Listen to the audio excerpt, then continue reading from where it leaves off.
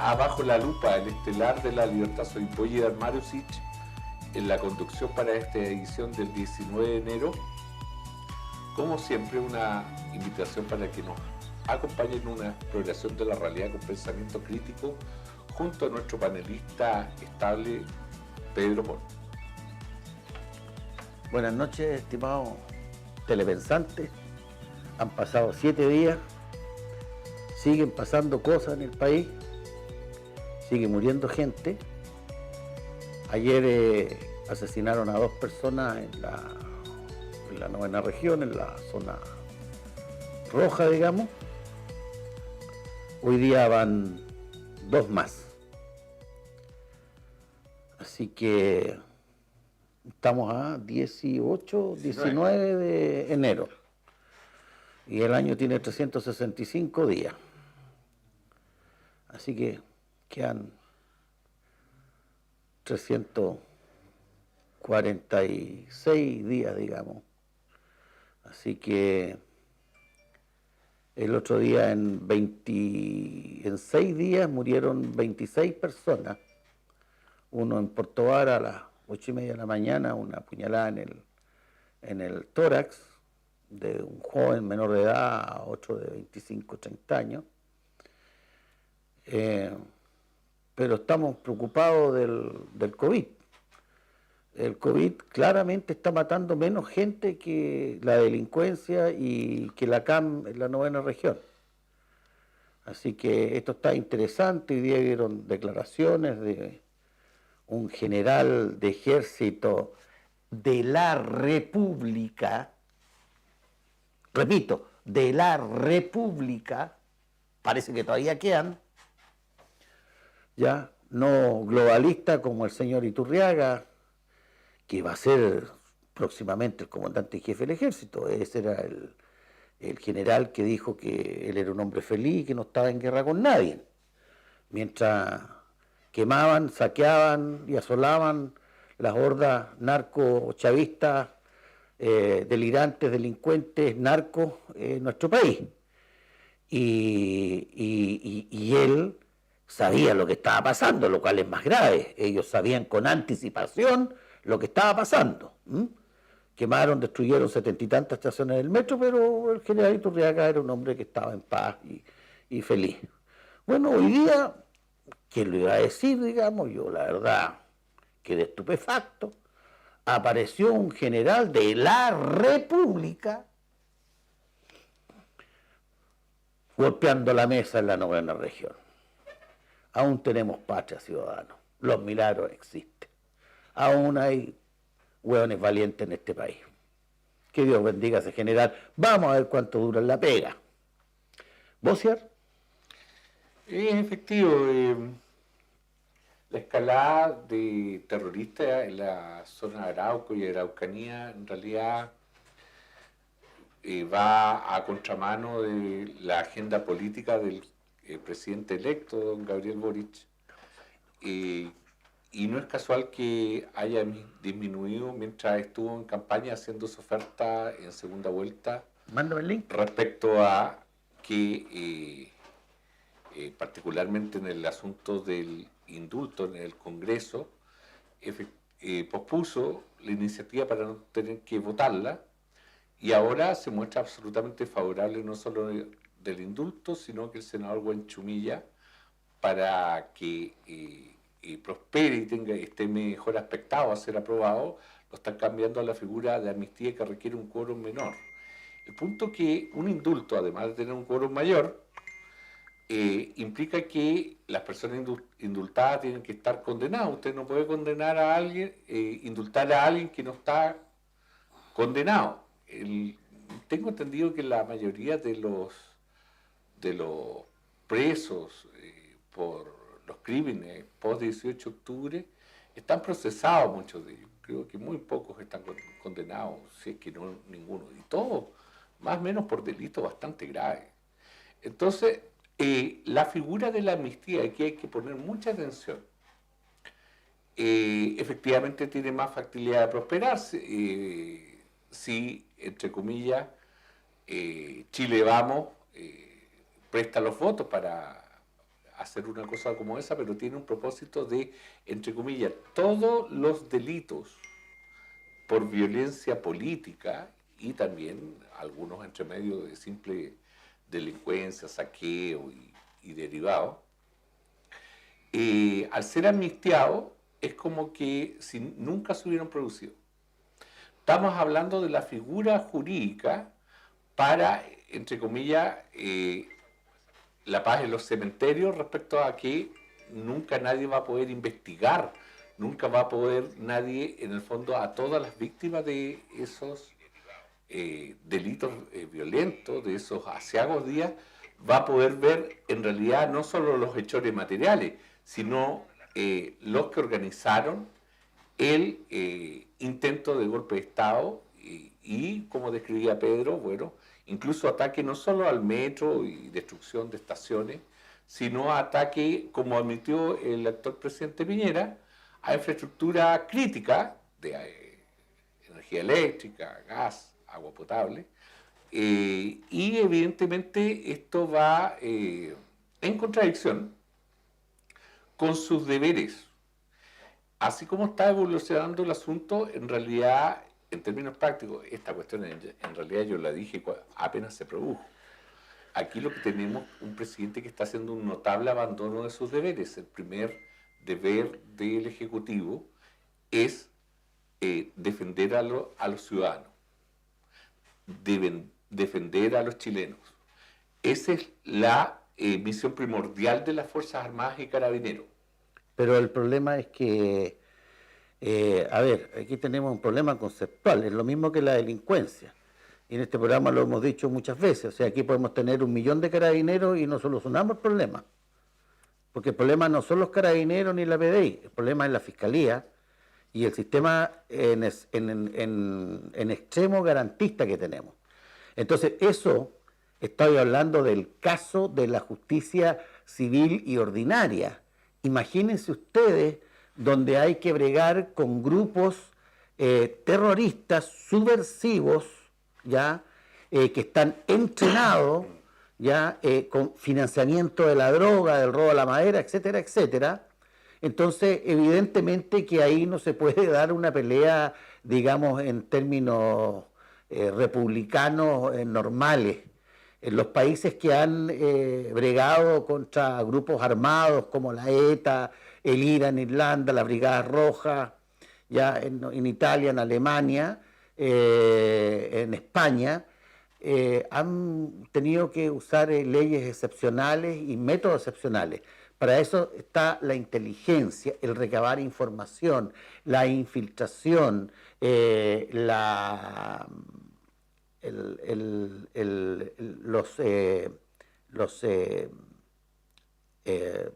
¿cómo se llaman?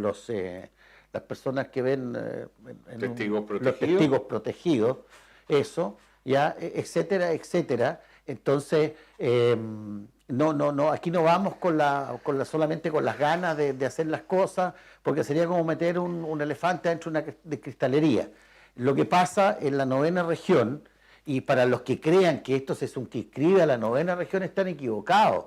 La región de los ríos ya ha sido tanteada. La región de los lagos, acá en Osorno, también ha sido tanteada. Si quieren llegar hasta Chiloé, por otro lado están funcionando en Argentina, y además, el que crea que esto se la lleva a pelar, todo esto también va de la mano de del narco, ¿no es cierto?, y de la delincuencia, que en Santiago ya está tomando ribetes escalofriantes, y eso nos llega a todos. Entonces, lo que pasa en la 9ª región no es poco. Ayer asesinaron a 2 personas y hoy día asesinaron a 2 personas más. O sea, ¿cuántos van a asesinar mañana, pasado? Y como les digo, el año tiene 365 días.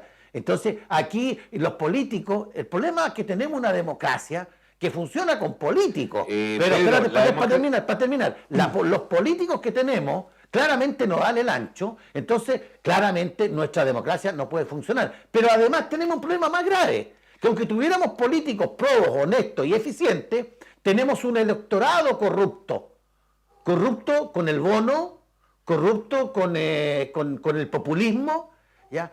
Entonces, una democracia así no funciona. En épocas difíciles, cuando Aníbal azotaba a Roma, el Senado romano nombró un dictador para enfrentar eso. Yo, honestamente, a esta altura del partido, el que crea que este zapato chino que nos metieron los políticos, ¿ya? Y que estos mismos políticos nos pueden sacar, lo veo difícil. Y les quiero recordar que Chile fue un país pobre, segundón, campeón en desnutrición y mortandad infantil en democracia. En democracia. Nosotros saltamos al progreso no en democracia, con un gobierno con carácter, como fue el gobierno del general Pinochet, ¿ya? Y duramos 11, 12 años con la inercia de ese gobierno autoritario, y al 2001-2002 nosotros éramos uno de los pocos países en el mundo que no teníamos deuda externa. Hoy día tenemos una deuda externa que bordea los 120.000 millones de dólares y un brutal déficit fiscal. Entonces, yo honestamente creo que estos políticos no nos van a solucionar el problema. No sé qué dices tú, Osear. A ver, no es bueno mezclar aquí peras con manzanas, porque en realidad la situación es muy, muy delicada. En rigor, el 18 de octubre del 2019, el régimen democrático chileno, que ya venía tambaleando hace muchos años, dejó de funcionar. No hay que olvidar que el propósito del terrorismo es causar terror, así como provocar el efecto a partir del 18 de octubre. ¿Terror en qué? La población y la clase política, que estaban como liebre encandilada debajo de foco de casa. Entonces, ¿qué es lo que sucedió? Aquí con la amnistía lo que se quiere borrar es lo que sucedió, porque en realidad el gobierno de, entre comillas, ser víctima de un ataque se hizo cómplice de todos estos ataques.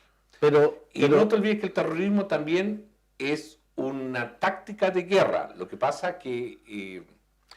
Tú estás hablando de la nueva ley de amnistía que quieren sacar. Sí. Pero eso, ¿para qué no hacemos los hueones solos, po? A ver, si este no es un invento mío, lo dijo esta chica Lagos Newman, la Florencia, lo dijo la de Lucamau, sí, ya, que ellos organizaron, pagaron, lo dijo el señor Jadwe, ya lo dijo este otro italiano chileno que era del grupo Sendero Luminoso de Perú. Ellos dijeron que lo que pasó el 18 de octubre de 2019 no era nada espontáneo, eso fue financiado, organizado y pagado por las 150 mesas sociales de los comunistas, Santiago, bla, bla, bla, bla, bla, bla.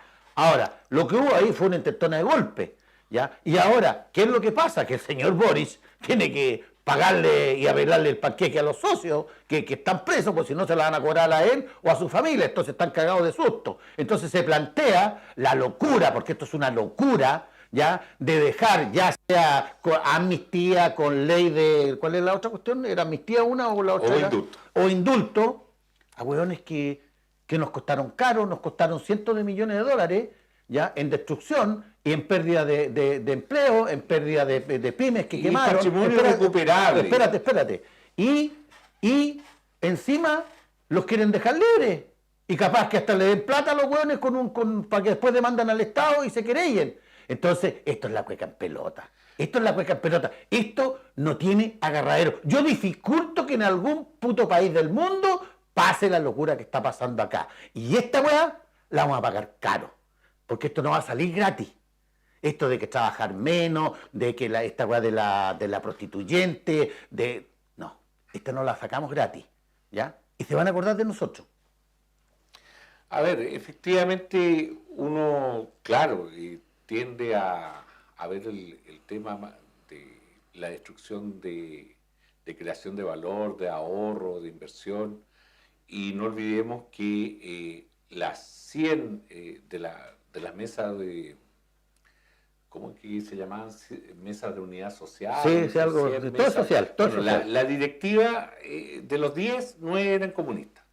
Es que estaba todo en realidad absolutamente orquestado por el Partido Comunista Chileno y con el respaldo de sus socios del Foro de Sao Paulo. Oye, para agregarle algo más consistente en esto, porque por ejemplo uno escucha el no más AFP, que acá, que allá. a ver, yo les voy a explicar. Si mañana nos comemos, nos gastamos, nos farreamos, nos tomamos, nos puteamos los 200.000 millones de dólares que quedan todavía de fondos en la AFP, simplemente no va a haber mercado financiero en Chile. Y usted dirá, bueno, ¿qué me importa que no haya mercado financiero en Chile? Si yo, ¿qué me da? Le da harto. No hay crédito hipotecario para comprarse casa. Ya no hay. Ya murió el mercado inmobiliario. Ya. No hay créditos para comprarse auto, tarjeta de crédito, olvídese. Y usted dirá, ¿por qué? Porque nosotros funcionamos con pesos. La alternativa sería apalancarnos en el mercado externo con dólares. Con dólares en un país inestable. Cuando el dólar, les recuerdo la última vez que tuvimos fijo el dólar a 39 con el general Pinochet y saltó a 105 en semana. A 105. ¿Ya? O sea, si usted debía 20 millones de pesos, en semanas resulta que debía 50 millones. Y después llegó a 200 y tantos pesos. ¿Ya? O sea, se quintuplicó la deuda y quebró medio país. Entonces nosotros no podemos funcionar con créditos externos, porque somos países inestables. Éramos estables, ya no somos estables. ¿Entiende? De eso se trata. Y encima, estos hueones de la izquierda, como a la gente hueona en este país, le dijeron que la AFP no convenía. Cuando la AFP, por muy lo que usted quiera, pero usted puso un peso y se lo convirtieron en 3. Y un negocio donde usted ponga 1 y saque 3 es bueno. A prueba de hueones.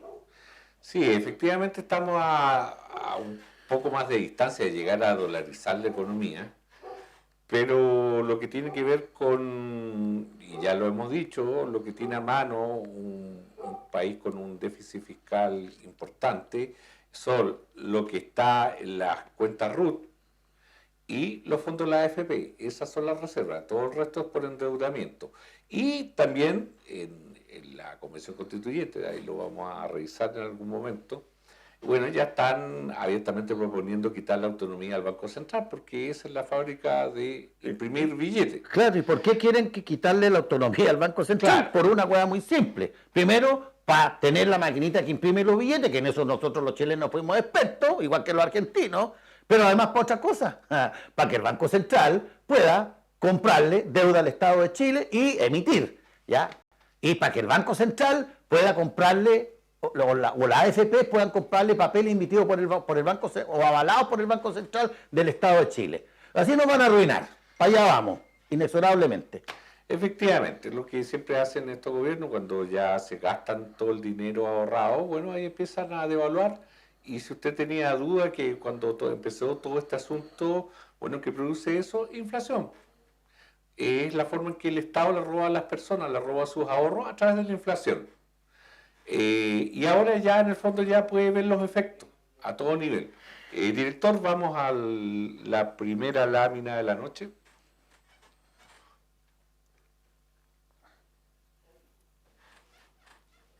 Efectivamente, ahí tenemos una relación respecto a la cantidad de muertos por el COVID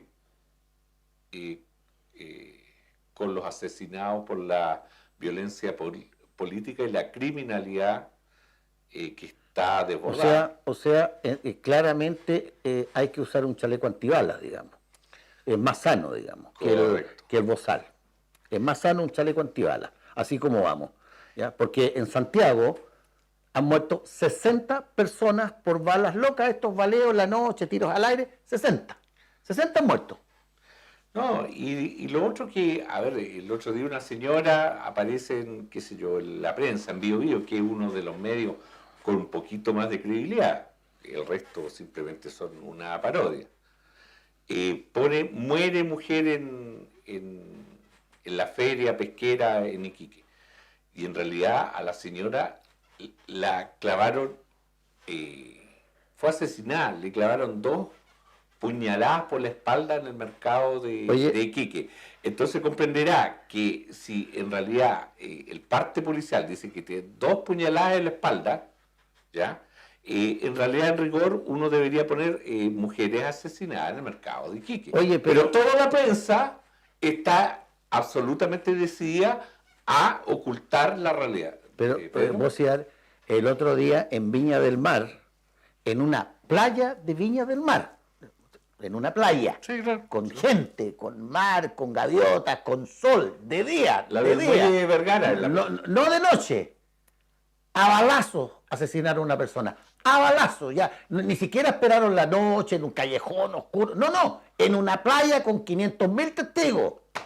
Entonces, ¿de qué estamos hablando? Pues, bueno, o sea, esto es un chiste, bueno, un chiste triste el chiste, ¿ya? Pero, no sé, la gente está racionalizando o validando. No, está acá la gente está con disonancia cognitiva, se fue a votar por Boric, que apoya consistentemente en toda su trayectoria política, ha apoyado toda esta criminalidad y en realidad pues, la anomia y las fronteras abiertas han garantizado que tengamos las peores bandas de narcotráfico y crimen, Tren de Aragua, ahora una especializada en todo tipo de secuestro. En Iquique a un iquiqueño llevaron, lo secuestraron y lo mataron. Es decir, esto ya no es ninguna novedad, llevan años en realidad. Oye, cosas que hemos advertido en este programa, o sea, nosotros por eso no ahora están sucediendo las cosas que nosotros advertíamos que iban a suceder, ahora ya son de cada día. Director, vamos al video del general de zona. Miren, yo les dije el primer día en que asumí esta responsabilidad. Nosotros no somos policías, somos una parte de las Fuerzas Armadas. Quien habla en nombre del Ejército de Chile. Somos una fuerza entrenada para combatir en la guerra. Nosotros aquí no estamos desafiando absolutamente a nadie, pero si a nosotros nos disparan, la respuesta no es la que a lo mejor han tenido otras instituciones. Si a nosotros nos disparan, nuestra gente que no usa munición de fogueo va a emplear su arma, va a identificar blancos y van a haber bajas.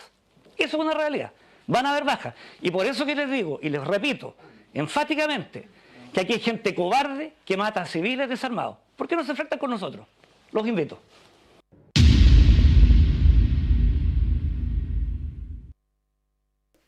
Yo le voy a decir, general, por qué ocurren estas cosas.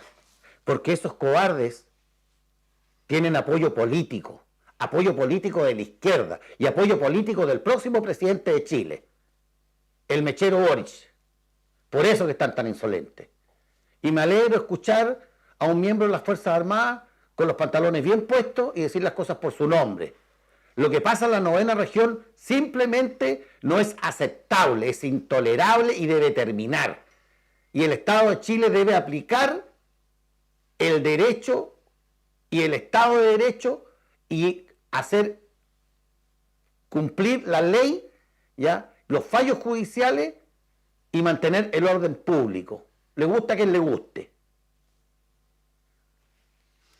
Sí, efectivamente, como abrimos el programa, señalábamos que general de zona, está cordialmente invitando ahí a las bandas terroristas y de narcoguerrilla a que enfrenten al ejército.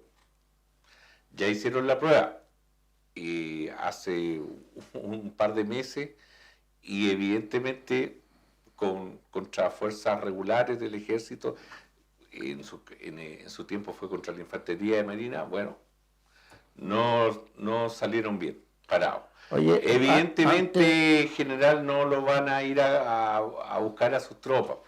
Si esta gente en realidad puede moverse por el territorio y lamentablemente yo sé que usted quisiera que le den la orden que corresponda, que es ir por la guerrilla.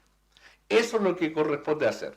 Y este problema en realidad va a ser endémico de la zona porque el actual presidente Piñera no lo quiso enfrentar y la siguiente administración simplemente lo va a avalar y se van a transformar en sus jefes de carabineros y jefes de la Policía de Investigaciones.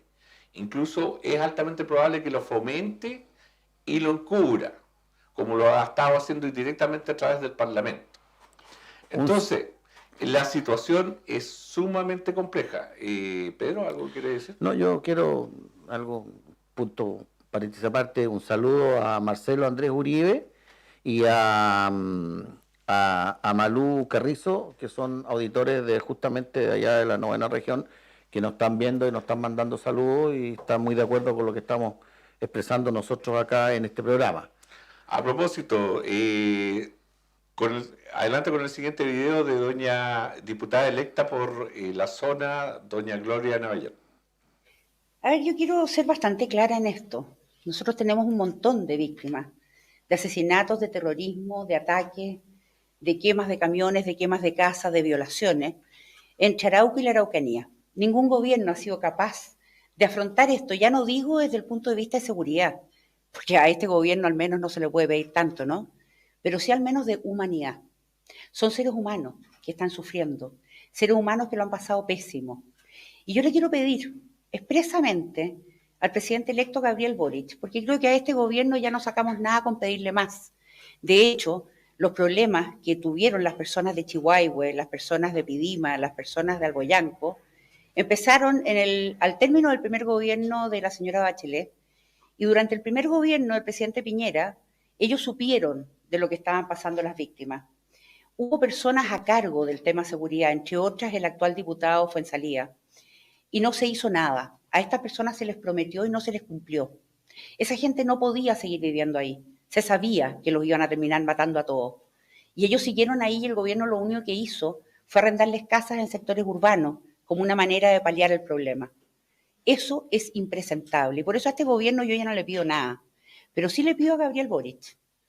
Le pido, señor presidente, usted que tiene amigos en la zona, usted que tiene la capacidad de entrar donde nadie entra en la zona, usted que tiene amigos en la comunidad Temucuicui, usted que es amigo de los Huenchuyán, usted que conversa con ellos, su jefe de gabinete recientemente nombrado, dedicó su tesis a la comunidad de Temucuicui y entre otras cosas ahí él avala el uso de la violencia para lograr fines de otro tipo. Les quiero pedir, díganle a sus amigos que paren con la violencia. Nosotros no vamos a aceptar que la violencia siga. Nosotros vamos a defender lo que es nuestro, porque nosotros vivimos ahí. Somos todos araucanos, vivimos en la Araucanía. Nadie nos va a sacar de ahí. Joel Ovalle defendió lo propio y pagó con su vida. Orwell Casanova también fue otro valiente que murió y pagó con su vida la defensa de la justicia y el derecho a vivir en paz. Pero no son los únicos, somos muchos los que estamos dispuestos a entregarlo todo para defender a las personas que viven en la Araucanía. Y quiero que usted, presidente Boric, lo tenga claro, porque si usted no hace algo y doma a las bestias que son sus amigos, sencillamente acá usted no va a poder gobernar. Muchas gracias. Efectivamente, uno de los asesinados ayer era dirigente parcelero y estaba amenazado de muerte y se había ido a Santiago y había vuelto hace un año y en realidad fue acribillado. Pedro, ¿algo quería decir? Un saludo a Héctor también, que nos está mirando allá en la zona, ¿ya? Y nos dicen que se liberaron nombres de testigos reservados, de agentes reservados, de informantes reservados. O sea, entiendan la gravedad de esto. O sea, ¿quién liberó esa información que es reservada de gente que les puede costar la vida por haber delatado, por haber servido de testigo protegido o por ser informante de las cosas que ahí ocurren? Entonces, lo que pasa en la 9ª región no puede dejar indiferente al resto del país. En Temuco, en esa zona está la madre de todas las batallas. Ahí nos jugamos la democracia, ahí nos jugamos el Estado de Derecho, ahí nos jugamos el orden y el progreso, ahí nos jugamos la tranquilidad. Lo que pasa en Temuco no puede estar indiferente a ningún chileno bien nacido. Entiéndanlo bien, no puede ser indiferente a lo que está pasando, a lo que están sufriendo nuestros compatriotas, hermanos en la 9ª región, por culpa de un puñado de delincuentes, que la autoridad sabe perfectamente y la fiscalía sabe perfectamente quiénes son. Y como decía la Gloria Navellán, usted, señor Boris, que tiene amistad con estos delincuentes, ¿Por qué no va a conversar mañana con ellos? ¿Para que corten el huevo? ¿Para que dejen de matar a mis hermanos chilenos, araucanos, gente de bien, gente de paz, gente de familia que lo único que quiere es trabajar y vivir en paz y progresar? ¿Cuándo, señores políticos, paran este hueveo? ¿Cuándo lo paran, señores políticos? Y no le hablo solo a los hueones de izquierda, le hablo a los de derecha que se hacen los hueones. ¿Ah? A ti te hablo, Felipe Cas, senador por esa zona. Hueón cobarde, hueón penca. Fuiste para ganar la elección nada más y no volviste más. Efectivamente, la situación se está deteriorando rápidamente en la zona y es plausible que lleguemos a los escenarios que predijimos cuando inició todo este proceso revolucionario. Secuestro, sicariato. Y que si seguía estos derroteros y nos iba a llevar a una guerra civil. Así que el presidente electo, Gabriel Boric, en realidad a partir de marzo va a ser responsable de la seguridad de todos los chilenos y no solo de la extrema izquierda. ¿Ah? Porque comprenderá que si los derechos humanos no son universales, no son derechos humanos. Director, siguiente video. De lo ocurrido con el litio, hay otro tema que está generando ya reacciones. Tú nos cuentas, Guillermo. Hola Viviana, ¿cómo estás? Claro, porque en el inicio de la sesión de la sala de la presente jornada en el Senado hubo un incidente que sufrió la presidenta Jimena Rincón al momento de estar encabezando lo que era una discusión que se originó al interior de la sala de la Cámara Alta a propósito de lo que es la licitación por el litio. En esa instancia ella hace un comentario final cerrando la discusión que se había dado entre algunos parlamentarios para ir abordando lo que son las materias referentes a la licitación del litio, y es en esa instancia en que se le queda el micrófono abierto a la presidenta del Senado y también hace un comentario bastante particular: cómo va a sufrir el próximo gobierno, y de lo cual yo también tomaré palco entre medio de risas. Y eso es lo que ha generado una serie de cuestionamientos hasta ahora respecto a lo que fue esa situación particular que se vivió y a qué es lo que apuntaba con ese comentario. Pasemos a escuchar precisamente lo que ocurrió en esta sesión del Senado con la presidenta Jimena Rincón. Y yo voy a tomar palco, ¿no?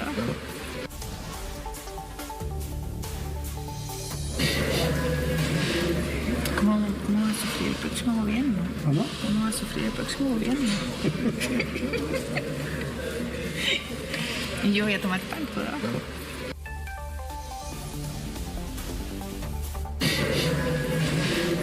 ¿Cómo va a sufrir el próximo gobierno? ¿Cómo va a sufrir el próximo gobierno? Y yo voy a tomar palco, ¿no? Bueno, un comentario bastante particular, por decirlo menos, en medio de lo que es esta sesión que se está desarrollando en este momento en la sala del Senado. Hasta ahora estamos a la espera de lo que vaya a ocurrir con alguna declaración por parte de la presidenta Jimena Rincón, a que apuntaba con ese comentario, bajo qué contexto lo realizó. Hasta ahora ha evitado cruzarse con los medios, de hecho se ha mantenido al interior de la sala, solo ha salido de forma directa al Comité de la Democracia Cristiana por un muy breve instante, volvió directamente a la sala con posterioridad y se ha mantenido en el interior. De hecho, también los asesores comunicacionales están tomando contacto con ella para ver cómo se va a desarrollar finalmente el contacto con los medios para tratar de explicar esta situación que se produjo, como les decíamos, en medio de esta sesión que está en curso acá en el Senado. Fue en el momento en que ella encabezaba una discusión a propósito de la licitación del litio que se iba a conocer durante la presente jornada, en la que algunos parlamentarios estaban solicitando que se entreguen mayores detalles, que incluso se viera la posibilidad de una sesión especial para abordar las decisiones que está adoptando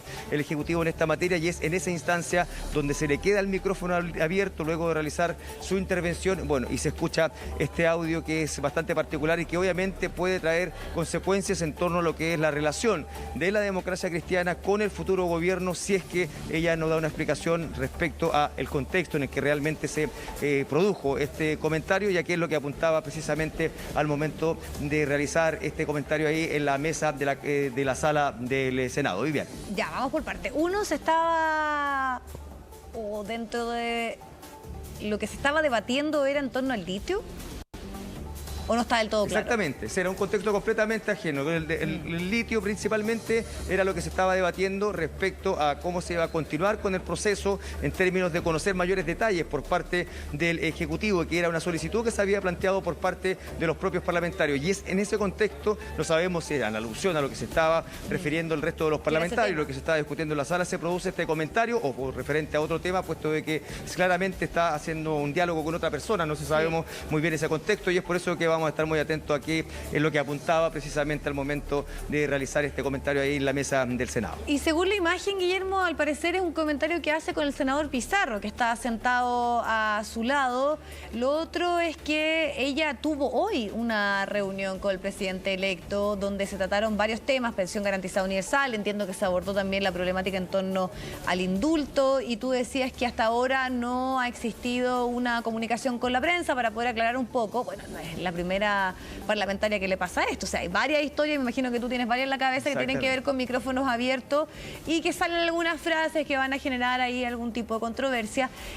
Teníamos una pauta, más bien una entrevista con ella durante la jornada del día de hoy, algo que también fue cancelado, que eso estaba, podríamos decir, acordado durante el día para abordar varios de los temas que están obviamente generando noticia.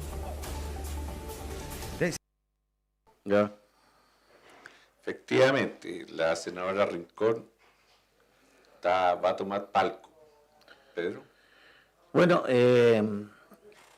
esto que acabamos de escuchar, propio de un acomódate cristiano, de un demócrata cristiano, de estos que viven de la política y de la teta del Estado, claro, ella va a tomar palco, sí, claro, ella con el sueldecito de senadora puede tomar palco.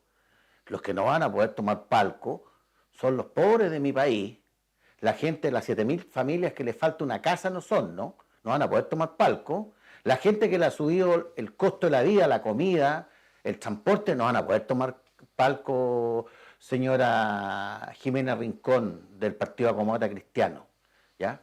Muy típico de ustedes, los demócratas cristianos. Cagada de la risa. Porque al que le va a ir mal, claro, se supone le va a ir mal en su gobierno, pero al que le va a ir mal y el que va a sufrir es el país completo. ¿Ah? ¿Cómo tan hueona, señora senadora? ¿Cómo cresta llegó usted ahí? De esa calaña moral que usted. Cagada de la risa de la suerte de este país.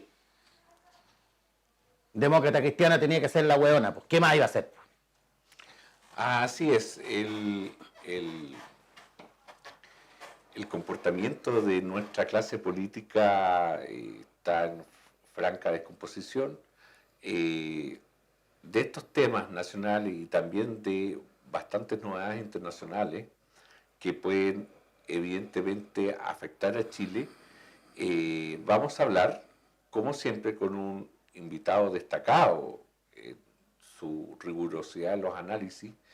Esta noche nos acompaña don Daniel Prieto Vial, director del ICAE. ¿Nos escuchas, Daniel? Hola, vos, ¿cómo estás? ¿Me escuchas tú a mí? Perfecto. Bienvenido, Daniel, a La Dimensión Bajo la Lupa. Daniel es un amigo de la casa. Pedro, sí. Una bienvenida. Don Daniel, buenas noches, un agrado tenerlo acá. Lo tuvimos acá en el sur, esperamos tenerlo de nuevo. Bueno, usted llega acá a su casa y lo escuchamos, los temas, plantéelo y lo conversamos. Buenas noches. Bueno, todo el apoyo que ustedes me dieron cuando yo fui a esa candidatura improvisada y diputado por la zona de Puerto Montt, Chiloé y la parte continental. Así que Pedro Pull fue clave y también Osidar Marusic, que me ayudó en todo. Así que muy agradecido de usted, lástima que fuera tan tardío todo y tan improvisado, con pocos recursos, pero en fin, hicimos lo que se pudo. Así es, no sé si quiero aceptar esa responsabilidad, pero algo hicimos. Efectivamente, Daniel, tuviste una aventura como candidato a diputado por el Distrito 26. ¿Qué te pareció la experiencia? Yo estaba interesado cuando me ofrecieron ser senador, senador por los lagos, que incluía Osorno y Puerto Vara, y también, obviamente, Puerto Montt y Chiloé y la parte continental. Pero estaba mucho más motivado cuando fui ofrecido a ser candidato a senador, y aparentemente tenía muchos más apoyos de distintos sectores, que después se desilusionaron cuando yo conté que iba candidato a diputado por una zona distinta, por la zona de Puerto Montt y Chiloé, y nos costó mucho empezar eso, mucho, porque pasamos un tiempo dándonos vueltas un poquito en el aire hasta que surgió el milagro, no sé, de Pablo Gaetti y otra gente que nos apoyaron, más la combinación de ustedes, incluyendo Pedro, que fue de tanto apoyo al principio. Y por supuesto que Božidar Marušić, que fue clave en toda esa campaña. Sí, en retrospectiva, ¿qué te parece que el Partido Republicano no haya llevado candidatos a senadores? No sé, para mí fue un poquito extraño, porque había mucha gente que quería tener una alternativa a los candidatos que se habían presentado, y ellos me pidieron a mí. Yo la verdad que estaba un poco sorprendido al principio, pero aún así lo acepté y bueno, dije, candidato a senador es una cosa que me podría interesar, así que lo acepté. Cuando fui candidato a diputado estaba mucho menos interesado, reconozco, mucho menos interesado. Pero en fin, yo soy muy mayor como para ser diputado. Yo pensaba que la Cámara es para gente joven y el Senado es como para nosotros los viejitos. Sí, a propósito, y empezamos por ahí el análisis nacional, Daniel, pero resulta que la Convención Constituyente está proponiendo disolver el Senado, transformar a las cámaras alta y baja en una sola cámara, una unicameral, una asamblea unicameral, que es la receta que se siguió en el régimen chavista. ¿Qué te parece eso, Daniel? Muy impresionante, y confirma que este es un proyecto panamericano del Foro Sao Paulo, dirigido por los cubanos, el neocomunismo que se nos viene encima. En fin, es una cosa que confirma todas nuestras peores predicciones, y una demostración de la situación extremadamente grave a la cual nos encaminamos. Pedro, ¿alguna pregunta, Daniel, de ese...?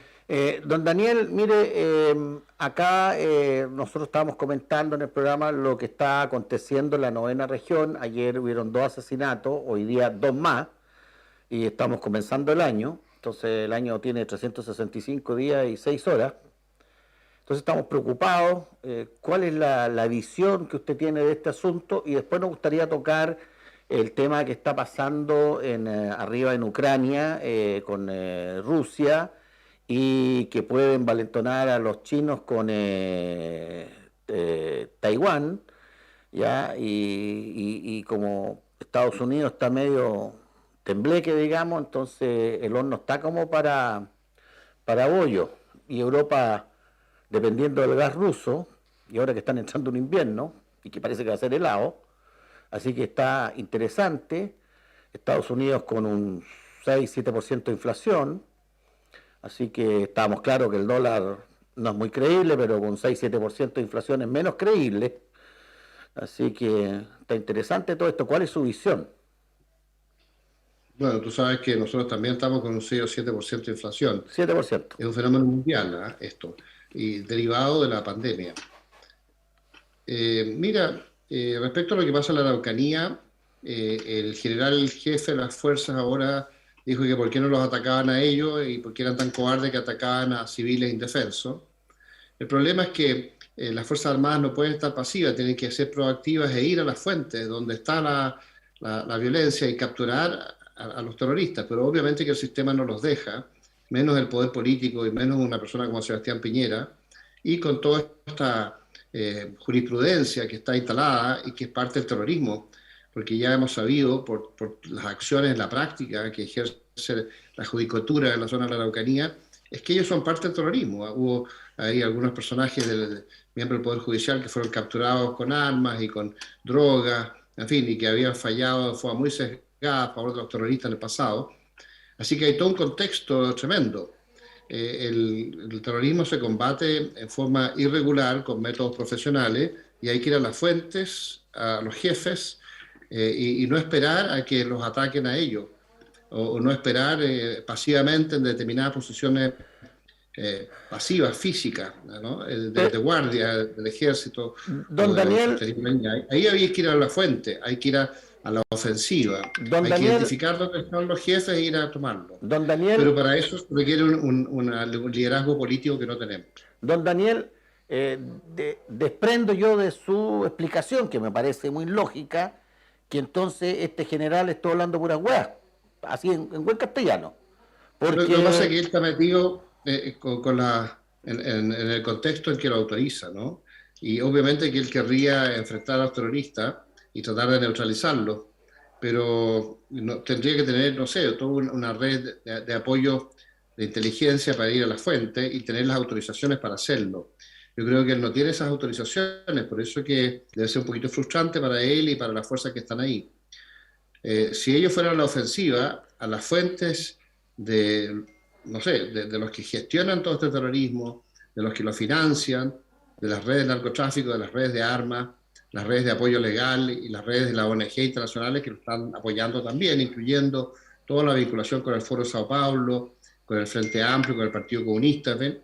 Si no lo autorizan a ir a todas esas fuentes, que son los que apoyan el terrorismo, no se logra.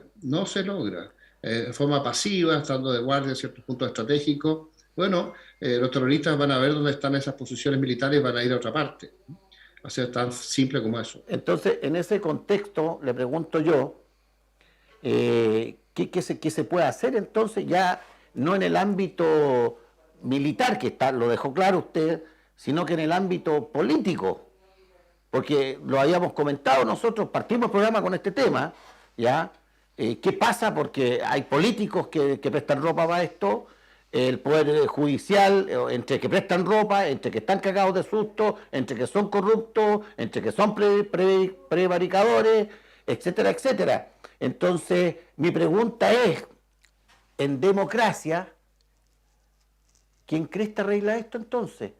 Porque si no tenemos arreglo en democracia, tendríamos que pensar en una dictadura.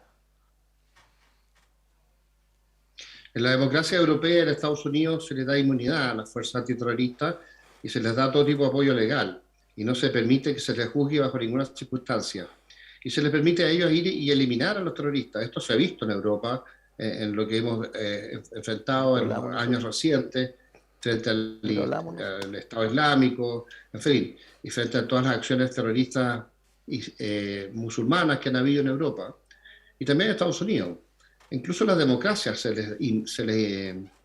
les inmuniza legalmente, se les da plenas garantías a los militares. Incluso ellos actúan a cara cubierta, que es típico de las fuerzas especiales francesas o alemanas, en fin, cuando están actuando contra esta unidad, la GSG-9 en Alemania, los GSG-9 en castellano, y todas las unidades de la Sécurité en Francia, en fin, actúan eliminando terroristas, ¿no? En forma muy dura, muy a la ofensiva y van a la fuente, ¿no? Acá no, acá nosotros se nos ha metido una maquinaria legal con una base política de esta derecha blanda que lo ha autorizado y la izquierda que lo ha promovido y sobre todo la extrema izquierda, que es la que lidera todo esto. Así que esto es una máquina que está vinculada al foro y a los políticos, y mientras no haya reglas de enfrentamiento que le permitan a las Fuerzas Armadas imponerse, los terroristas van a seguir creciendo y creciendo, y no se puede hacer mucho. Una consulta dentro de ese contexto, entonces, que me quedó claro, ¿qué es lo que se podría hacer entonces? ¿Qué es lo que se podría hacer? Cuéntenos usted, o no hay nada que hacer. Ya no sé, en el plano militar o en el plano político. Daniel, disculpa que me adelante a contestar. Buena pregunta. Puesto que nuestro sector, entre comillas, efectivamente ha aclamado en el desierto, y ha entrado una nueva bancada del Partido Republicano que ha hecho ver en realidad la real naturaleza de todo lo que ha sucedido y que está apoyado, como bien describías tú, esto no solo por la insurgencia interna, sino externa del foro. No corresponde ya que se vaya preparando una acusación constitucional por notable abandono de deberes al presidente Piñera, y que cuando asuma el presidente electo, Gabriel Boric, también se avanza en consistencia si persiste en abandonar a los chilenos respecto a su seguridad frente a estos terroristas que están haciendo en el fondo todas estas ofensivas con objetivos políticos. Daniel. Para eso tenía que tener apoyo político. ¿Y quién lo va a apoyar? Una acusación de este tipo. En general la gente está en una posición más pasiva, esperando a que va a ser Boric, Y bueno, es interesante lo que va a hacer Boric, porque Boric, a pesar de que ha promovido estas cosas en el pasado como parte del proyecto global de la izquierda, él en algún momento tiene que poner orden en su gobierno. Podría haber un conflicto entre las izquierdas. Y eso es un tema que está abierto, que es una posibilidad cierta.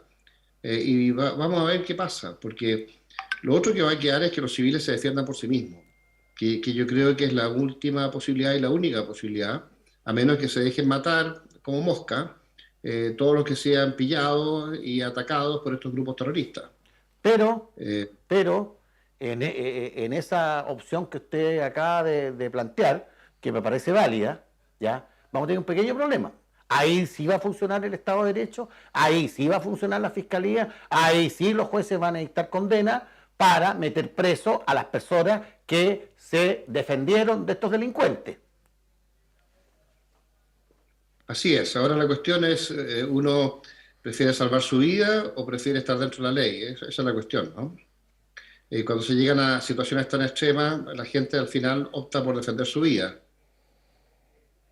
Y en consistencia con lo que dijo Pedro, si ya, entre comillas, toda la orgánica y maraña instalada por la izquierda, extrema izquierda nacional e internacional, ha creado para efectos prácticos una situación de fuero, un defuero para que puedan actuar prácticamente libremente y en impunidad estas fuerzas terroristas y narcoguerrillas.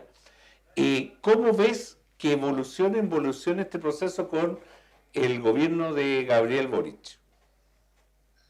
Si no lo paran, va a ser desatado y va a escalar. Y ellos van a crear el Gualmapu, van a partir el país en dos y van a destruir a toda la gente, la gran mayoría, que son gente de derecha que vota en contra de la izquierda en todas las elecciones, van a ser destruidos en la zona. Y se les va a dar todo el apoyo político del gobierno central y de la revolución panamericana bolivariana, se le va a dar todo el apoyo a los terroristas de extrema izquierda. Y en ese contexto, ¿qué papel ha jugado y puede jugar la derecha? ¿Cuál es su opinión? Porque acá estamos claros el papel de la izquierda, pero la derecha tampoco jugaba nada. Recién hacíamos la crítica al senador Felipe Cas, ya que salió con una buena votación ahí, y este carajo ni siquiera ha ido para allá, es un weón del partido Huecópoli, ya, y bueno, ¿dónde está la derecha? ¿A qué jugamos, pues? Bueno, hay un grupo ahí del Partido Republicano que va a asumir ahora, que son los pocos, dentro del Congreso, y ellos podrían hacer una diferencia más firme. Vamos a ver en qué se traduce eso en la práctica, pero son demasiado pocos para poder influir significativamente. Y el Congreso está en cuestionamiento por la Convención Constitucional. El mismo hecho que ellos plantean esta Cámara Única y quieran subir a 205 parlamentarios ya es una brutalidad y nos indica claramente que es lo mismo que se hizo en Venezuela. Entonces te cuento que ellos quieren transformar Chile, destruirlo, en la misma forma como se hizo en Venezuela, en Nicaragua o en tantos otros países. Es una cosa real, no es un cuento, es una cosa que está pasando.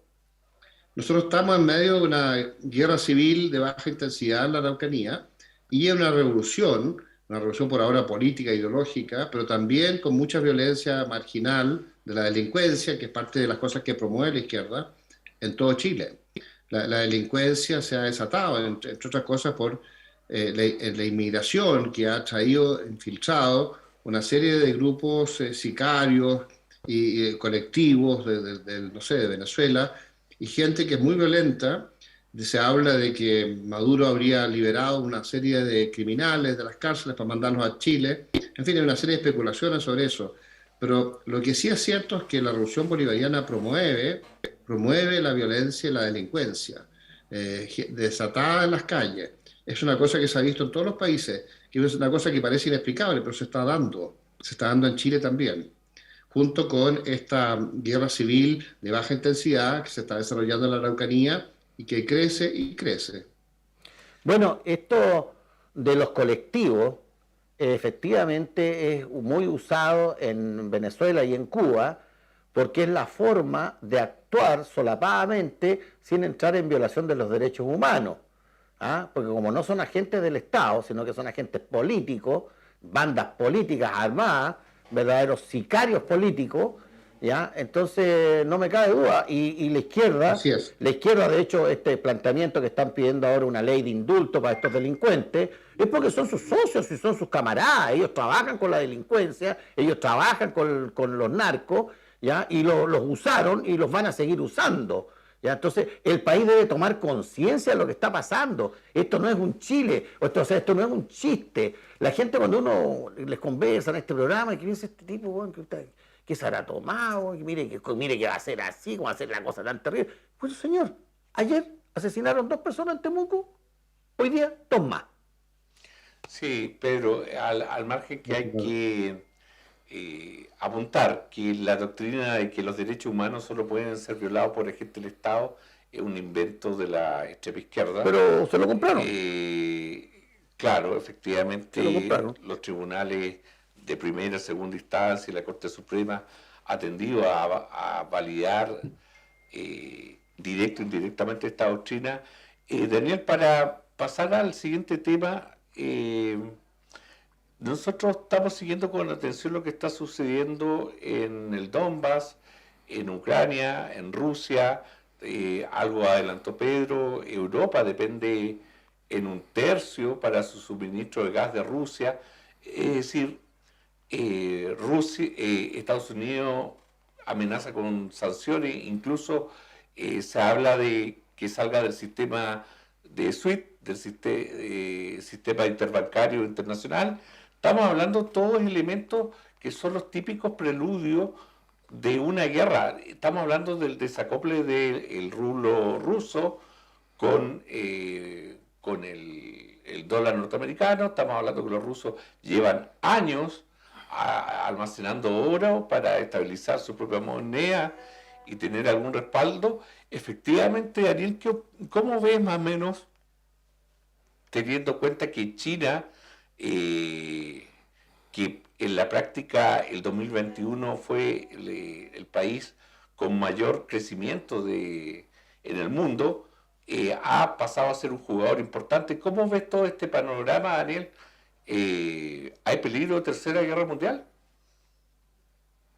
Es la misma pregunta que nos hacemos nosotros en el ICAES. Aquí atrás tengo el logo del Instituto Chileno de Análisis Estratégico y Social, que, como ustedes quizás sepan algunos, Boyidar Marusic también es un representante local en la zona sur del ICAES, así que él es miembro del ICAES. Estamos preocupados, estamos siguiendo lo que pasa. Y efectivamente, Rusia hace tiempo que quiere tomarse Ucrania, en consideración a que Ucrania se ha acercado mucho a la OTAN y que la OTAN un poco ha violado el espíritu de lo que ellos mismos prometieron a los rusos cuando, después de la unificación de Alemania, les garantizaron que no iban a avanzar hacia el este en su influencia. Bueno, con el tiempo ellos incorporaron a Polonia, Hungría, Letonia, Lituania, Estonia, después Rumania, Bulgaria, y había un avance muy importante hacia Europa Central, que era por lo demás bastante lógico, porque era lo que querían esos países. Pero ya cuando se trató de avanzar sobre Georgia y sobre Ucrania, que eran territorios naturales de la Rusia, los zares y después de la Unión Soviética, ahí Rusia se espantó y no lo aceptó, lo consideró una provocación. Yo el año 2015 fui a Ucrania porque a raíz de las crisis del año 2014 se pensó que el año 2015 Rusia iba a invadir Ucrania. Bueno, al final invadieron Crimea, efectivamente, y también hubo muchos combates en la zona del Donbass, la zona de Lugansk, Donetsk, incluso en la zona de Mariupol, en fin, en el mar de Azov. Y yo fui para allá porque dije, bueno, voy a ir a ver cómo es la invasión. Y fui a dar una conferencia, curiosamente, sobre la situación estratégica de Ucrania. Yo le iba a una conferencia a ellos. Curiosamente me la pidieron porque querían ver cómo se veía desde el exterior lo que le estaba pasando. Y siempre es bueno ver una mirada del exterior de gente que se ha dedicado a estudiar estos temas. Así que di esa conferencia, se llama The Strategic Situation of Ukraine, o sea, la situación estratégica de Ucrania, y les pareció sorprendente que en Sudamérica supiéramos tanto de ello. No es que todos los sudamericanos supiéramos tanto de ello, sino que nosotros en el ICAE nos dedicamos a estudiar estas cosas. Bueno, no ocurrió la invasión rusa el año 2015 como yo pensé que podía ocurrir cuando estaba allá, Y ahora creo que sí podría ocurrir. Incluso hemos pensado que esta invasión va a ser en marzo, no ahora, pero como ha habido tanta presión a último minuto de Europa, Estados Unidos sobre Rusia, Rusia se ha puesto un poco más impaciente y se podría precipitar antes la invasión a Ucrania, y creemos que podría ser ahora o en febrero, y no en marzo como estaba planificado según nuestros antecedentes. Ellos tenían planificado esta invasión en marzo, ahora estaban creando las condiciones previas y el despliegue previo para crear esa invasión. ¿Por qué? Porque Rusia cree que ya está en una situación de poder avanzar y recuperar parte de lo que fue el imperio de los zares. Putin no es necesariamente comunista, él estuvo en el Partido Comunista, estuvo en la KGB, pero él en distintas conferencias ha declarado que el periodo comunista fue de las peores catástrofes que ha sufrido Rusia en su historia, y él se siente contrario al comunismo. Bueno, pero eso no significa que él no defienda los intereses nacionales de Rusia. Él ha sido una persona que ha defendido mucho a la familia, que ha defendido mucho la religión cristiana, que ha defendido muchos valores que nosotros quisiéramos tener acá. Está en contra de toda esta deconstrucción del progresismo mundial e incluso del marxismo-leninismo. Así que a pesar de que él apoya a Venezuela y a Cuba, en América Latina lo hace más para torear a Estados Unidos, más que porque crea en las doctrinas bolivarianas. Así que hay toda una contradicción ahí muy curiosa. Don Daniel, Pero una desde el punto de consulta, vista geopolítico, lo que él quiere es rehacer la vieja Rusia a los zares. una consulta, don Daniel, para hacer eso Putin tiene que tomar en cuenta que Estados Unidos va a tener alguna reacción, así lo han dicho los norteamericanos. Entonces, es ahí el tema, ¿ya? Porque Estados Unidos está en un momento bien complicado, con un presidente tatita como Biden, en baja, y el tema es que si Estados Unidos no reacciona frente a un ataque ruso a Ucrania, China le podría crecer el colmillo e intentar lo mismo con Taiwán. Entonces el tema se empieza a complicar, y eso traería necesariamente un acople económico global con respecto al dólar, respecto al rublo, respecto al yen, respecto a las criptomonedas, en fin, o sea, el mundo en este momento está en un vaivén Daniel, de miedo. Daniel, incluso la, entre comillas, intento golpe de Estado en Kazajstán no es, entre comillas, un ataque de la OTAN encubierta para tratar de, bueno, Moverle el piso a claro, a Rusia, y Eso es lo que dice como Putin, en ¿no? consistencia con lo que dijo Pedro, no está llegando a niveles peligrosos, siendo que Inglaterra acaba de enviar tropas a la frontera. Claro, si tú mueves las piezas del ajedrez con un criterio de confrontación geopolítica, estas cosas son reales. Putin cree que toda la revolución que se produjo dentro de Kazajstán, que nosotros aquí nos gusta llamarla Kazajistán, pero en realidad Kazajstán es el nombre verdadero, él cree que fue parte de un proceso subversivo creado por la inteligencia occidental y por unas redes que están combinadas los ingleses con los norteamericanos y con los franceses y otros, ¿no? Pero dentro de la OTAN hay diferencias importantes, ¿eh? Los alemanes no quieren que la OTAN intervenga para defender Ucrania, creen que es una zona de influencia propia de Rusia, que la OTAN no tiene derecho a intervenir en Ucrania porque la OTAN tiene tratados para defender a sus miembros. Sería distinto si fuera Letonia, Lituania, Estonia, que incluso son países chicos, pero dentro de los cuales la OTAN sí tiene compromiso, igual que Polonia, Hungría, Rumania, Bulgaria, pero no Ucrania, ¿eh? Entonces, bueno, Ucrania debiera mantenerse en un equilibrio, manteniendo vínculos con Occidente y con Rusia, pero como se ha empujado a Ucrania a desafiar a Rusia, Rusia se ha ido cansando y está pensando en tomarse por lo menos la mitad de Ucrania, si no toda. Y ellos están preparándose para eso, ¿eh? Y es el tercer amago que hacen de inmensos despliegues para preparar una invasión. En las dos oportunidades anteriores no se ha ejecutado Daniel. en la práctica. Y esto podría pararse ahora, podría no realizarse. Daniel. Pero ellos están, este es un tercer amago de despliegue para invadir Ucrania. Y hay muchos que ya piensan que esta vez sí va a haber una invasión. Daniel, efectivamente el ejército ucraniano no es rival del ejército ruso, pero no olvidemos que Ucrania, como una ex república que componía la Unión Soviética, tiene dentro de su arsenal armas nucleares. ¿Existen posibilidades? No tiene. No. ¿Ya no las tiene? No. Otra ¿Estás cosa, seguro de eso, Parte de Daniel? los acuerdos con Rusia al principio del año 91, en que Rusia rápidamente sacó todas las armas y un compromiso, en que Rusia aceptaba la autonomía de Ucrania y no cuestionaba su independencia circunstancial, incluyendo la base de Sebastopol en Crimea, siempre y cuando le entregara todas las armas nucleares, incluso las mini armas nucleares dentro de piezas de artillería de gran calibre. Y así lo hizo Ucrania, sistemáticamente entregó todas las armas nucleares tácticas y estratégicas y medianas, incluso misiles cruceros, que estaban dentro de Ucrania. Y se hizo muy sistemáticamente, incluso Estados Unidos estaba muy interesado en que se desnuclearizara Ucrania, y así se hizo, porque esto fue súper vigilado por organizaciones internacionales. don Daniel. Así que Ucrania no tiene armas nucleares. Don Daniel, para informar acá a nuestros telepensantes, Ucrania es la parte más occidental del antiguo imperio ruso, ¿no es cierto?, cuando estaba el zar y después los comunistas. Ucrania era el granero de Rusia, y Ucrania, cuando fue invadida por los alemanes en el año 40-41, recibió a las tropas alemanes como liberadores, los ucranianos. Entonces Occidente tiene algún vínculo. Ahora, si Occidente presta, o Estados Unidos, ayuda militar a Ucrania, usted que es más experto en esto, ¿Ucrania podría defenderse del ejército ruso?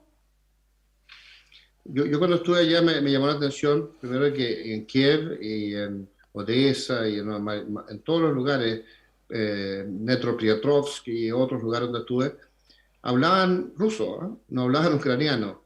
Y en la parte occidental sí hablan ucraniano, pero toda la parte sur y la parte este hablan ruso. Y la capital hablan ruso, los ucranianos. Y cuando yo les planteaba esta posibilidad de una invasión y una guerra a gran escala más allá del Donbass, más allá de este conflicto que hubo en la zona de Lugansk y Donetsk, ellos decían, mira, nosotros somos primos hermanos, los rusos somos la misma raza, somos el mismo origen étnico y cultural. Nosotros casi consideraríamos una solución ser parte de Rusia. Y quizás sería la solución para Ucrania, porque no nos ha ido bien siendo independientes, me reconocían ellos. Económicamente no les ha ido bien, ¿no? A Rusia les ha ido mejor, a pesar de que Rusia tuvo una caída muy grande después del 90, en la época de Yeltsin, pero ya con Putin se empezó a reorganizar y a desarrollar, y tiene unas capacidades mucho mayores, incluso el nivel de vida mucho mayor que Ucrania hoy día, los rusos. Entonces los ucranianos miran esto con interés y dicen, mira, quizás si nosotros volviéramos al imperio ruso tendríamos una solución, ¿ah? Y muchos de ellos dudan y creen que quizás si los rusos se capturan Ucrania sería la solución para ellos también. Entonces, desprendo yo de su análisis y de sus palabras, primero que va a haber una invasión rusa, porque son primos hermanos, porque Estados Unidos no creo que haga mucho, porque Alemania no quiere, porque Alemania vive del gas ruso, y ahora están con el segundo que hicieron, el Stream Green, el otro gasoducto, el Nord Stream 2. Nord Stream 2, ¿ya?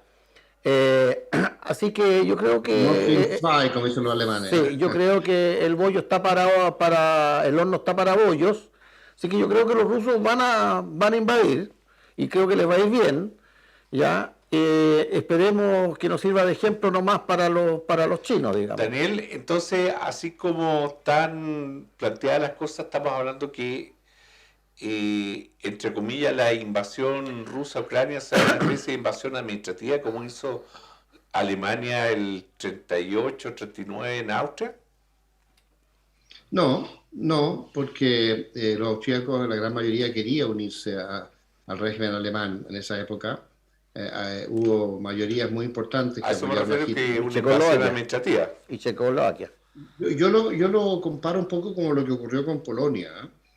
Polonia negoció con Alemania porque hubo todas estas distorsiones en el Tratado de Versalles, donde se le quitó un gran territorio alemán y se le pasó a Polonia, incluyendo aislar a Prusia, que era el origen de Alemania. Acuérdense El que corredor Alemania de se Danzig. unificó, con el Bismarck desde Prusia, ¿no? Y el corredor del Danzig, como tú muy bien dices, que separaba a Königsberg, o sea, toda la zona de Prusia con Alemania, y eso es una situación muy artificial. Los alemanes quisieron negociar un corredor a través del Danzig con el gobierno polaco. Tuvieron 2 años negociando, estaban a punto de resolver el asunto, cuando vinieron secretamente órdenes de Francia y de Inglaterra, sobre todo de Inglaterra, para que el gobierno polaco tomara una posición mucho más dura y mucho más firme y distinta de la que habían estado negociando durante 2 años con los alemanes. Y a último minuto los polacos cambiaron y se pusieron muy duros porque recibieron las garantías de Francia e Inglaterra. Y Hitler se vio muy sorprendido, se indignó y dio la orden de invasión. Entonces, en cierto modo, los ingleses crearon las condiciones, Claro. para indignar a Hitler e invadir. Pero curiosamente, En septiembre del 39. curiosamente, los rusos también invadieron la mitad de Polonia. Y sin embargo, los ingleses se aliaron con los rusos en contra de los alemanes. O sea, si se suponía que el argumento para iniciar la guerra era defender a Polonia, ¿por qué se alían con la Unión Soviética, que había invadido la otra mitad de Polonia? Esa es la gran contradicción del origen de la Segunda Guerra Mundial. Perdón, y Entonces, otra contradicción. Otra contradicción. Las democracias occidentales financiaron al dictador fascista A Stalin. Stalin, lo financiaron y le entregaron la mitad de Europa. Sí, es para cagarse la risa lo que pasó en la Segunda Guerra Mundial. o sea, al final ocurre una cosa muy curiosa, y es que la guerra se inicia con el pretexto de que ellos están tratando de defender a Polonia. Pero en la práctica no lo defienden, porque ni siquiera después de que Francia y Inglaterra le declararon la guerra a Alemania, ni Mandaron siquiera tropas. hubo guerra. Hubo como un año Mandaron de tropas. paralización en que no hubo guerra, hasta que finalmente en el frente occidental, en el caso de los alemanes, se declaró la guerra bruscamente con el Blitzkrieg y se tomaron Francia. Bélgica, Holanda, y hicieron este envolvimiento por el flanco, y finalmente se tomaron París, y todo esto lo hicieron en 3 semanas. Fue muy rápido y arrinconaron en Dunkerque las tropas inglesas, y Exacto. finalmente hubo una Entonces, posición Ariel, de autorizarlo a que saliera, ¿no? puesto que los ingleses nuevamente están respaldando a Ucrania, Así es. tenemos en realidad, bueno, la historia no se repite, pero rima. ¿Tenemos un peligro real de Claro. un escalamiento de esto?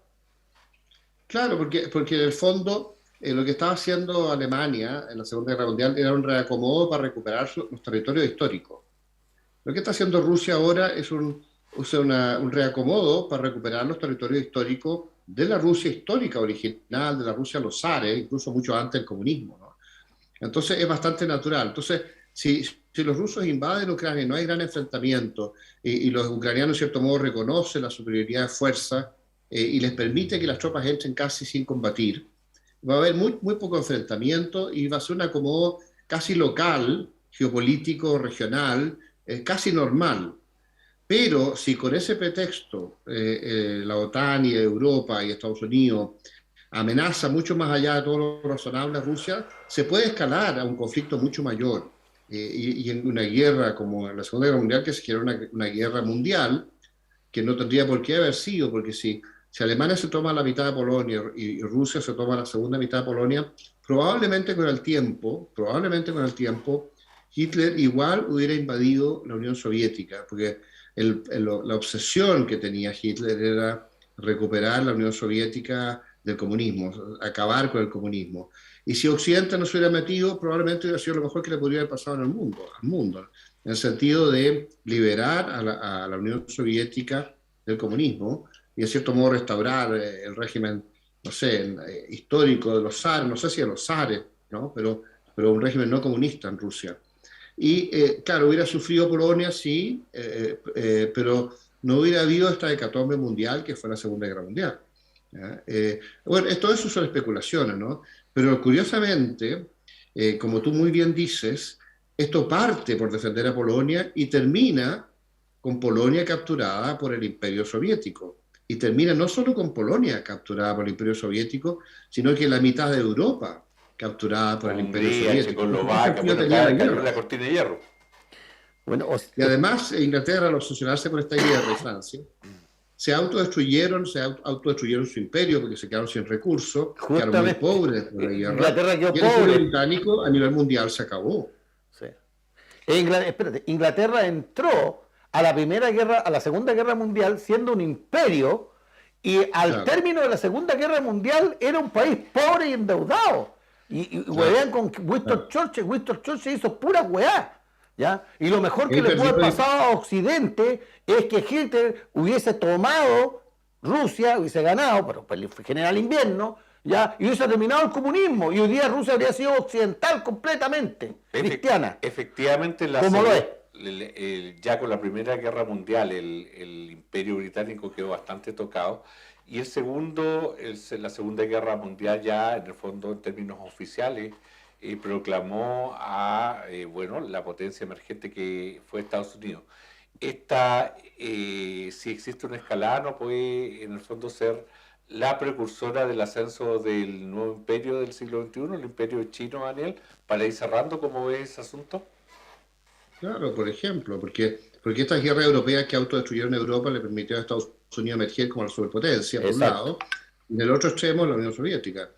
En este caso, la destrucción mutua entre Europa y Estados Unidos por el conflicto como el de Ucrania podría ayudarle mucho a China a neutralizar mutuamente a Occidente y emerger ellos como una potencia casi incontrarrestable por la autodestrucción de Occidente en este conflicto por Ucrania. Don Daniel, Se podría repetir lo mismo que se dio en la Primera Guerra, en la Segunda Guerra se podría repetir ahora. Una Ojalá consulta. que no se escale la guerra, ¿no? una consulta. Eh, En un contexto parecido, pero en América Latina, América Latina es el patio trasero de Estados Unidos, ¿ya? Y lo seguimos siendo, claramente. un poquito ¿ya? abandonado, ¿eh? Y abandonado. Entonces, mi pregunta es, lo que pasa es que hoy día por el patio trasero de Estados Unidos hay algunos interesados, China, Rusia, ¿ya? Hasta Irán, pero ¿y Estados Unidos despertará o no? ¿Cuál es su opinión? Es curioso, lo que pasa es que salió Biden, ¿eh? Y en el Partido Demócrata, en el sector de izquierda, hay mucho marxismo, hay mucho leninismo, incluso en la Universidad de Estados Unidos, hay mucho progresismo que está combinado con la izquierda.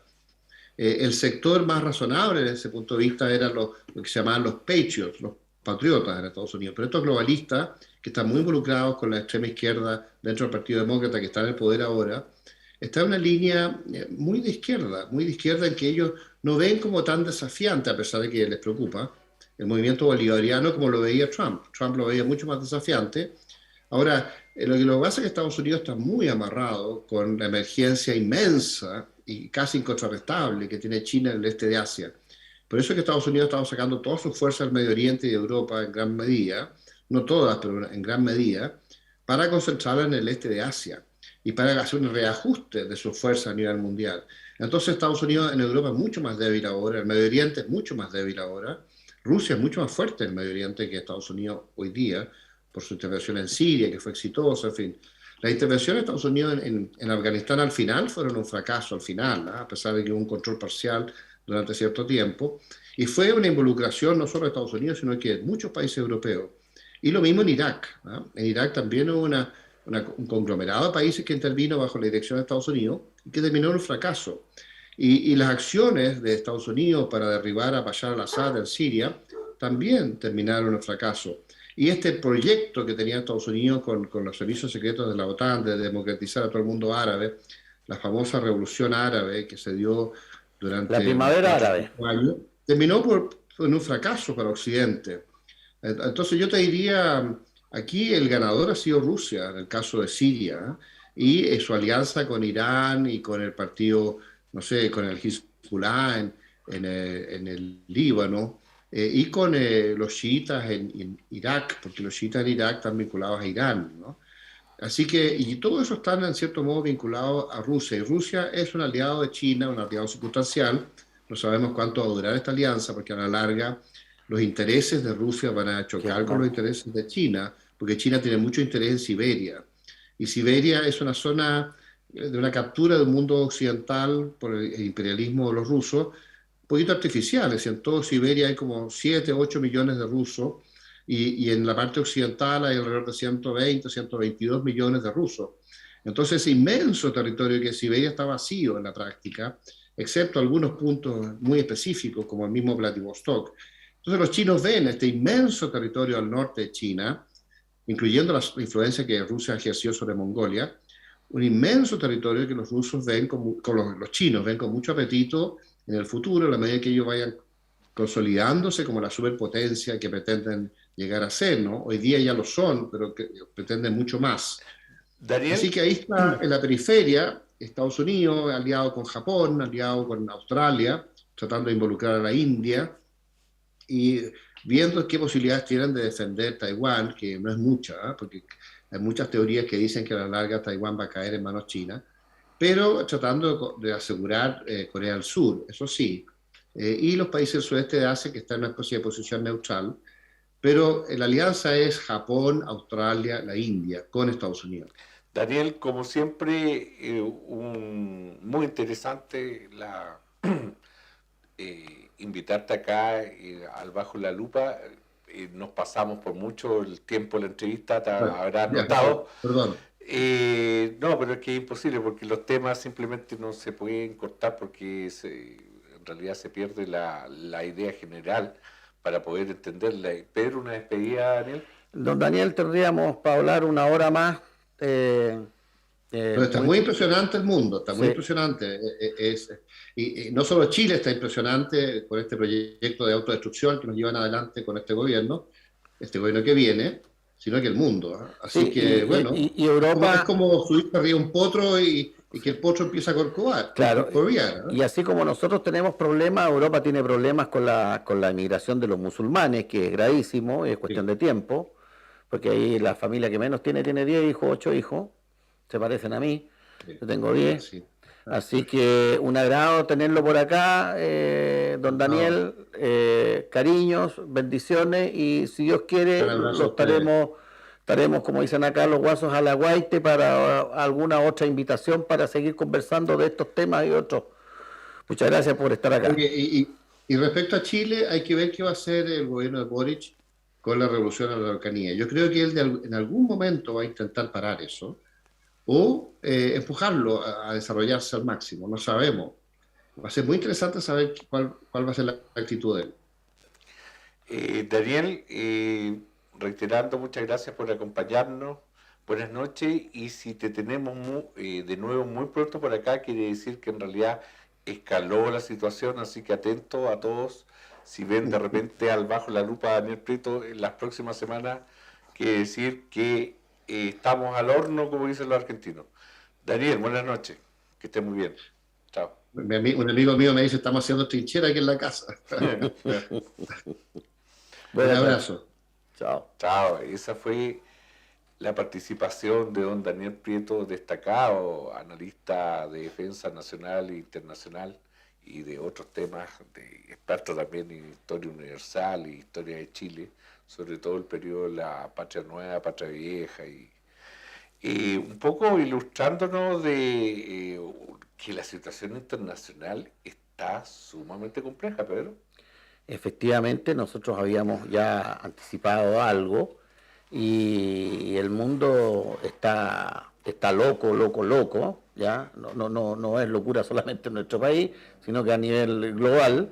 Pero ya volviendo a otro tema, acá, señor director, tenemos una lámina y otro video, yo creo que ya estamos en los tiempos. Nosotros tenemos nuestra propia problemas en curso y ensayos de asamblea constituyente. Director, adelante.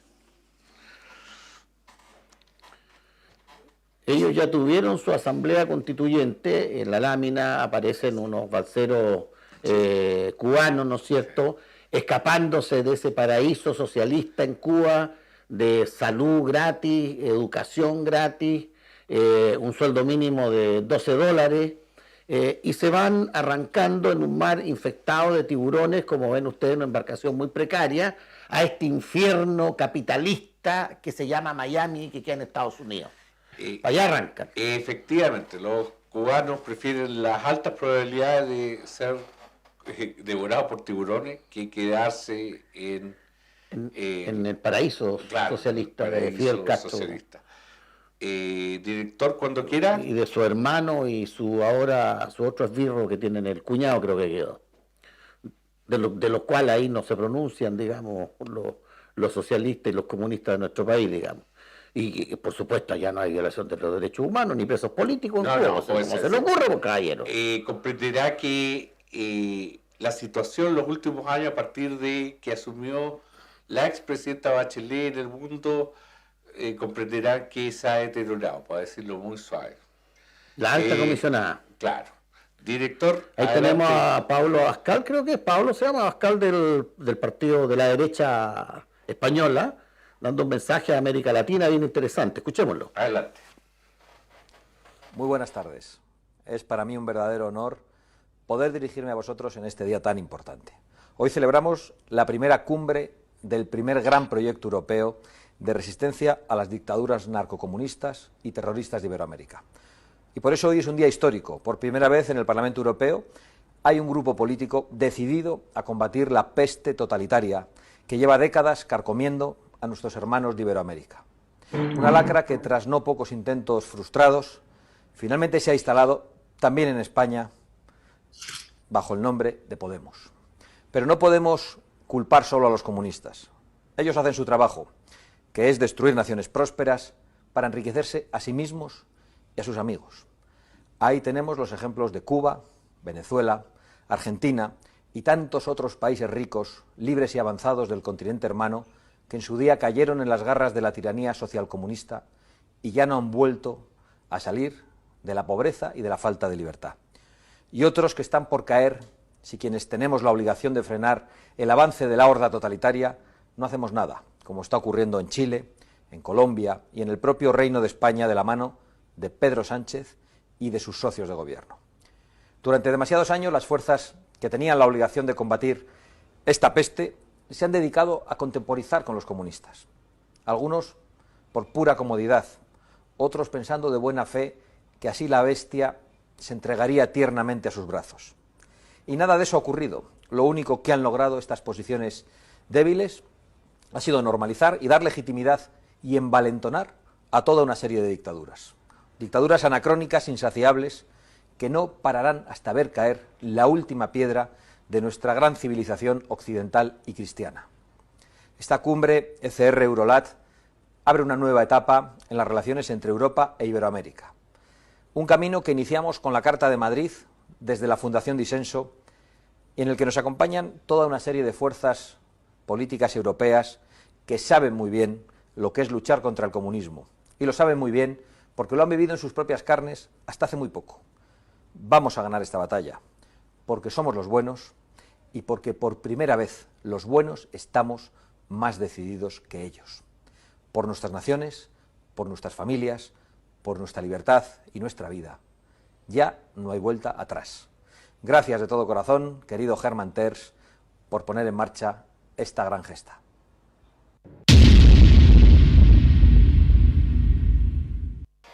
Efectivamente, don Santiago de Vox, uno de los líderes de la nueva derecha real en España, están dando cuenta que este es un fenómeno de reversión totalitaria en todo Occidente y en particular para Hispanoamérica. Los españoles lo han sufrido en los últimos años con los gobiernos y en particular el último del señor Sánchez y Podemos y todas los mismos versiones de postmarxismo que tienen en la propia España, y se dan cuenta que en realidad porque ellos trataron, entre comillas, muchos años de apadrinar a Venezuela, y miren cómo terminó Venezuela. Entonces ellos se dan cuenta que el camino al totalitarismo... Hasta Felipe González prestó ropa. Claro, es sin estaciones, y en realidad están empezando a tratar de despertar a a los partidos de derecha que hay en Sudamérica para que en el fondo coordinen esfuerzos para articular una defensa, porque esto en el fondo va a terminar como terminan siempre estas cosas, con tiranía, con guerras civiles, con mucha hambre, muerte y destrucción. Entonces los españoles ya en el fondo están... Bueno, los españoles ya tuvieron su guerra civil. Tuvieron una guerra civil espantosa en los años 30. Entonces, en el fondo ellos entienden que las ideas, el español es el tercer idioma más hablado en el mundo. Sí. Entonces, en el fondo, así como los chilenos nos sentimos un poco con las ideas, las ideologías que fueron llevadas por la gente que salió en los tiempos Allende y al poco tiempo terminaron por derrumbar a Venezuela. Bueno, Venezuela en los 90 y en los 2000 recibimos primero cubanos y después venezolanos. Bueno, terminamos en la versión tercermundista y ahora con la versión proclamando una asamblea en una convención constituyente para una asamblea permanente unicameral. ¿Ustedes imaginan esta ideas que parecen patologías psiquiátricas hace 2 años? No, eso es producto porque efectivamente solo las revoluciones a la fuerza, con amenaza de violencia, en el fondo mucha gente acepta eso. Por eso nosotros somos tan duros con nuestro propio sector. Director, vamos al siguiente video. Un millonario dijo que si le quitásemos todo el dinero a los ricos y lo repartiéramos entre los pobres, al cabo de 5 años los ricos volverían a ser ricos y los pobres volverían a ser pobres. Por eso, el camino para salir de la pobreza es la educación financiera. Hay un proverbio que dice: dale pescado a un hombre y lo alimentarás durante un día. Enséñale a pescar y lo alimentarás para toda la vida. Un millonario hizo un experimento. Decidió ayudar a una persona pobre. Ubicó a un hombre de modesta condición, entabló amistad y le ofreció ayuda. El hombre pobre dijo que no tenía trabajo, que vivía en una casita de esteras ubicado en una zona muy humilde. El millonario le dijo: dime, ¿cómo te puedo ayudar? Bueno, señor, dijo el pobre, si usted puede darme un trabajito, estaría bien. Perfecto, dijo el millonario. Desde mañana trabajarás en una de mis empresas como conserje y ganarás el triple de lo que deberías ganar. ¿Qué más puedo hacer por ti? El hombre pensó y pensó, pero no tenía nada más que pedir. Con un trabajito era suficiente. Al ver que ya no había ningún otro pedido, el millonario le dijo: déjame ofrecerte un apoyo económico. Aquí tienes $2,000 para que lo uses en lo que mejor te parezca. Con $2,000 en la mano, más un trabajo garantizado, el hombre se sentía el más feliz del mundo. De inmediato fue a su casa, alistó a su pareja y se fue a la tienda de electrodomésticos a comprar un televisor y muebles para su casa. Se compró ropa, tenis y una bicicleta. A los 2 días ya no tenía nada de dinero. Con ese ejemplo, el millonario dijo: allí te das cuenta que cuando una persona no tiene educación financiera, no piensa en invertir, sino en gastar. El tipo no usó los 2,000 como una semilla para hacer algún negocio, sino que fue y se lo gastó porque ya tenía un trabajito seguro. La pobreza no es falta de dinero, es falta de mentalidad.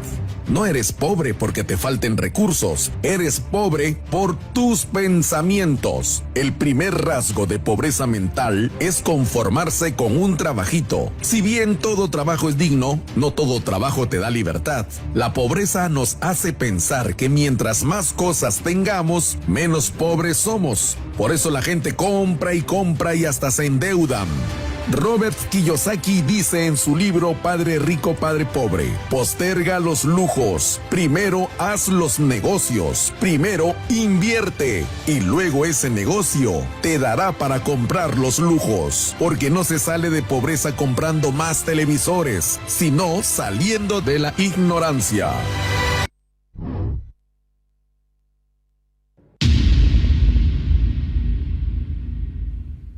Efectivamente, interesante el video porque señala un tema a propósito de la enorme burbuja artificial de consumo producto de los retiros de los fondos de los trabajadores y de las ayudas IFE, bono y cuánta cuestión.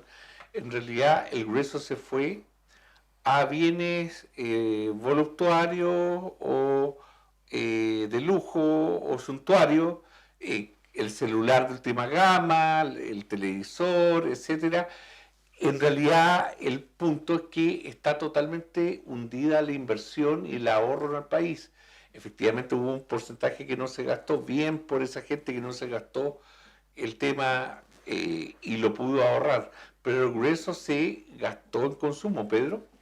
Bueno, yo... Para despedirnos, que estamos a la hora. Sí, cortito, yo creo que está clarito el asunto, es la educación, más que un gasto es una inversión, una buena educación, no con la mierda de profesores que tenemos. Pero antes quiero, para terminar, una cosa. Se pretende en el próximo gobierno igualar el impuesto específico del petróleo con la benzina, ¿ya? O sea, el petróleo que hoy día es más barato lo quieren llevar al precio de la benzina. Y la gente que es huevona piensa que esa diferencia la van a pagar los camioneros. No las pagan los camioneros. Lo va a pagar usted la comida, usted los materiales de construcción. Los impuestos, señor, los paga usted, el consumidor, el pobre, clase media. Los ricos no pagan impuestos. Los impuestos los pagan los consumidores. Así que téngalo claro. Prepárese. Gracias. Buenas noches. Si Dios quiere, será hasta el próximo miércoles, si estamos vivos todavía. A ver, efectivamente, los precios de los combustibles a nivel internacional están muy altos y han contribuido a la inflación. Creo que el barril de petróleo Brent anda en los $87 y tocó los 90.